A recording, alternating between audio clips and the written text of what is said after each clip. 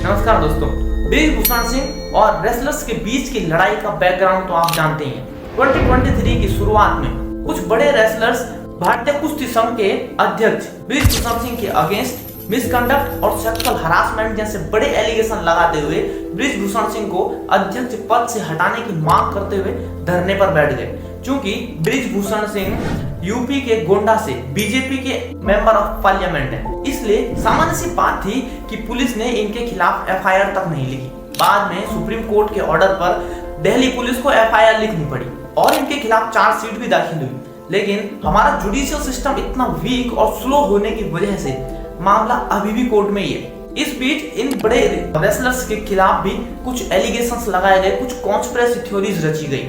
आइए इन पर भी बात कर लेते हैं।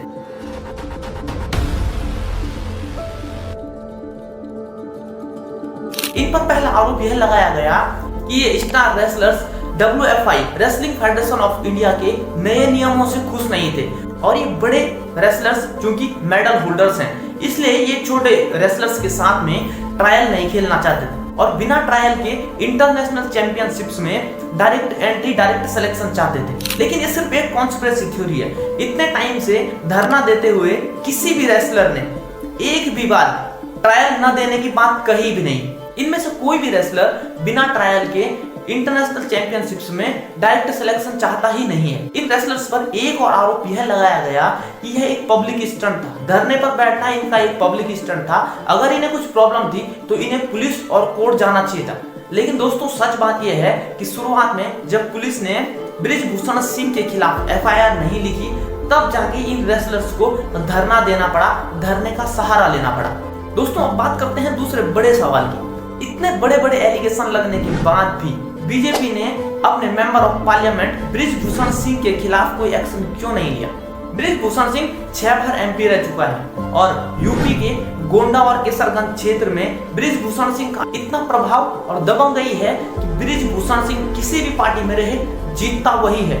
इस क्षेत्र में लोग किसी पार्टी को वोट नहीं देते, बल्कि ब्रिजभूषण सिंह को वोट देते हैं और ब्रिजभूषण सिंह खुलेआम मीडिया में एक्सेप्ट करता है कि मुझे किसी पार्टी की जरूरत नहीं है, बल्कि पार्टियों को मेरी जरूरत है। ब्रिजभूषण सिंह की दबंगई इतनी है कि इसके अंडरवर्ल्ड से भी रिश्ते हैं और यह टीवी इंटरव्यूज में खुलेआम एक्सेप्ट करता है कि हाँ, मैंने मर्डर किया है। ब्रिजभूषण सिंह के खिलाफ 40 से ज्यादा क्रिमिनल केसेस भी चल रहे हैं। ब्रिजभूषण सिंह के खिलाफ पार्टी की तरफ से किसी भी एक्शन का मतलब यह है कि बीजेपी एक्सेप्ट कर रही है। बीजेपी ब्रिजभूषण सिंह पर लगे एलिगेशंस को एक्सेप्ट कर रही है और ऐसा करने से पार्टी यूपी के इस क्षेत्र में अपना एक बहुत बड़ा वोट बैंक खो देगी। इस बात से आप बहुत अच्छे से वाकिफ हैं कि कैसे उन्नाव रेप केस के आरोपी बीजेपी के विधायक कुलदीप सिंह सेंगार को बचाने के लिए पार्टी ने पूरी ताकत झोंक दी थी। लास्ट में कुलदीप सेंगार जेल तो पहुंच गया, लेकिन उससे पहले उसने विक्टिम की पूरी फैमिली को तबाह कर दिया। पूरी फैमिली को मरवाने से लेकर विक्टिम की कार के ऊपर ट्रक चढ़वाने तक। ये सब मैं आपको इसलिए बता रहा हूं ताकि आप ये समझ सकें कि एक विधायक जब इतना पावरफुल हो सकता है तो 6 बार का मेंबर ऑफ पार्लियामेंट कितना पावरफुल होगा। तीसरा बड़ा सवाल, WFI के नए पैनल के चुनाव हो जाने के बाद भी ये रेसलर्स चुप क्यों नहीं हुए? दोस्तों, WFI के ये नए चुनाव जितने फेयर दिखते हैं उतने फेयर होते हैं नहीं। इसके लिए हमें पहले भारतीय कुश्ती संघ के चुनावों की इलेक्शन प्रोसेस समझनी होगी। भारतीय कुश्ती संघ के नए पैनल के लिए हर 4 साल में चुनाव होते हैं और राज्य कुश्ती संघों के प्रमुख यानी कि राज्य कुश्ती संघों के अध्यक्ष और महासचिव इस नए पैनल का चुनाव करते हैं। क्योंकि ब्रिजभूषण सिंह पिछले 12 सालों से भारतीय कुश्ती संघ का अध्यक्ष है, इसलिए आज लगभग सभी राज्यों के कुश्ती संघों में इसके अपने आदमी हैं। और अगर ऐसे में भारतीय कुश्ती संघ के प्रेसिडेंट के लिए कैंडिडेट ब्रिजभूषण सिंह का अपना आदमी खड़ा होता है तो ये राज्य संघों के प्रमुख किसको वोट देंगे?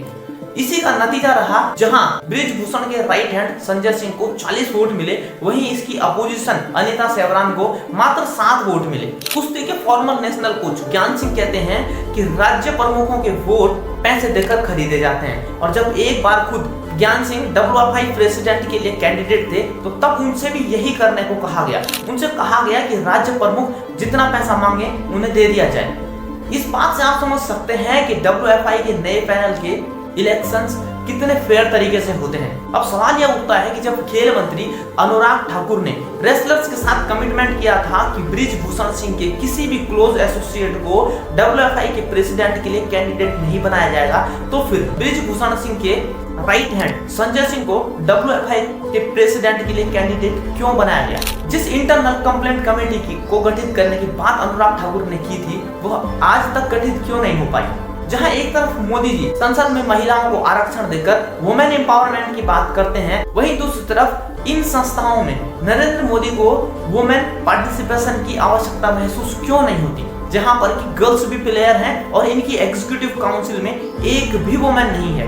ये सारे सवाल सत्ता में बैठे हुए लोगों से पूछते रहना जरूरी है, ताकि डेमोक्रेसी को प्रोटेक्ट किया जा सके। बेटियों को बचाओ और बेटियों को पढ़ाओ, ताकि आगे चलकर सत्ता में बैठे हुए लोग और बड़ी बड़ी संस्थाओं के प्रमुख इन्हें सेक्सुअली हरास कर सकें।